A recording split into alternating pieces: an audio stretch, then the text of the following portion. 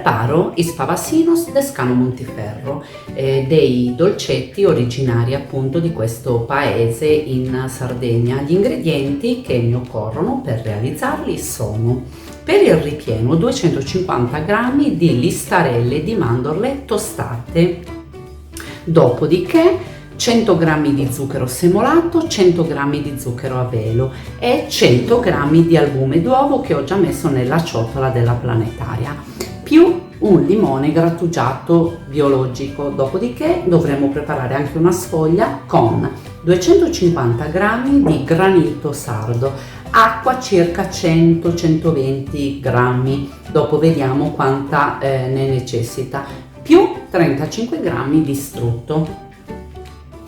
Dentro una ciotola verso il granito e 35 g di strutto e aggiungo anche un pochino d'acqua. Inizio ad amalgamare e a impastare, così ci rendiamo conto di quanta acqua necessita. La sfoglia non deve essere troppo molle perché dovrò ricavare dei cerchi.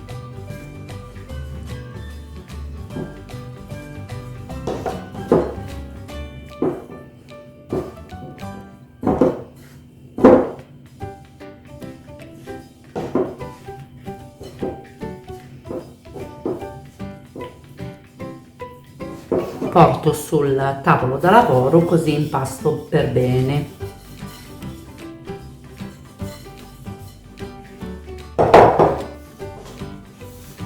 Man mano, se serve, aggiungeremo ancora un pochino d'acqua.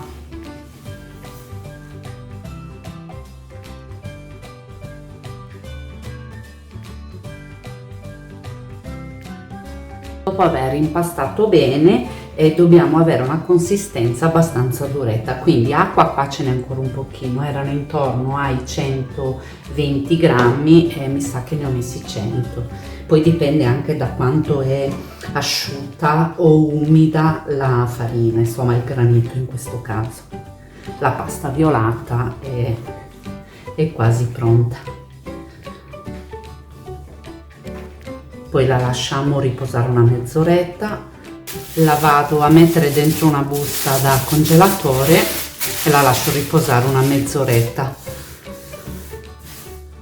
Intanto che la pasta violata riposa, vado a prendere lo zucchero semolato, i 100 g di zucchero semolato. Verso intanto un cucchiaio nell'albume, vado in planetaria e inizio a montare.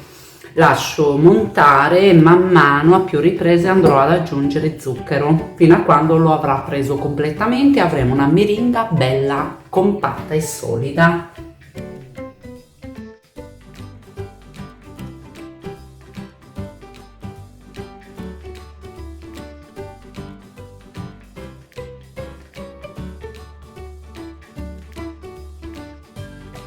Montate uova e zucchero. Questo è il risultato di una meringa bella ferma, bellissima. Vado quindi subito ad aggiungervi la scorza del limone e aggiungo anche 100 g di zucchero a velo. Vado a mescolare per bene questi ingredienti per una meringa bella compatta. Mi raccomando, seguite bene questo procedimento. Ho fatto montare albumi e zucchero semolato, appunto mettendo lo zucchero semolato in più riprese per almeno 10 minuti di lavoro, per avere appunto una meringa bella ferma. Dopo mescoliamo bene e amalgamiamo anche lo zucchero a velo. Ed eccolo. A questo punto posso aggiungere i 250 g di mandorle sfilettate e tostate, perché sono belle tostate anche. Quindi vado a mescolarvi bene pure le mandorle.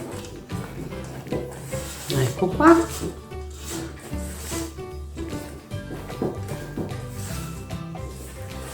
E ora vado subito a tirare le sfoglie eccola qua, bellissima, bellissima meringa.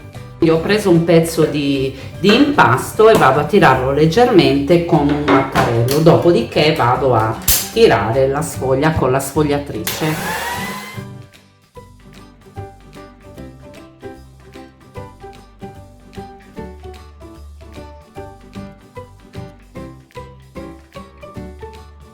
Vado a ritagliare dei cerchi di circa 6 centimetri. Ho tirato con la penultima tacchetta della sfogliatrice, deve essere una sfoglia abbastanza sottile. Vado a prendere i ritagli che poi vado a impastare nuovamente, dopodiché mi aiuto con 2 cucchiaini e vado a prendere un po' di meringa con le mandorle e la vado a mettere sulla sfoglia, così.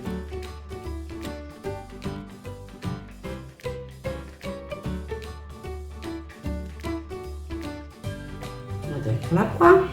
Ora andiamo a prendere la sfoglia e chiudere i primi 2 lati e i 2 lembi che rimangono li vado a stringere e a chiudere così.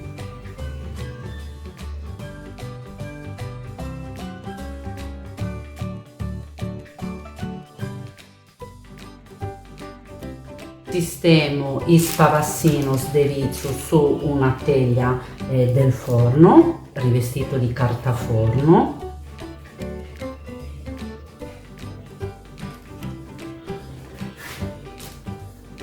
Così, dopodiché li vado a decorare con un po' di perline argentate. Possiamo usare anche quelle colorate, sono carinissime comunque, però queste argentate gli danno un tocco di eleganza in più. Guarda che carini che sono. Ecco.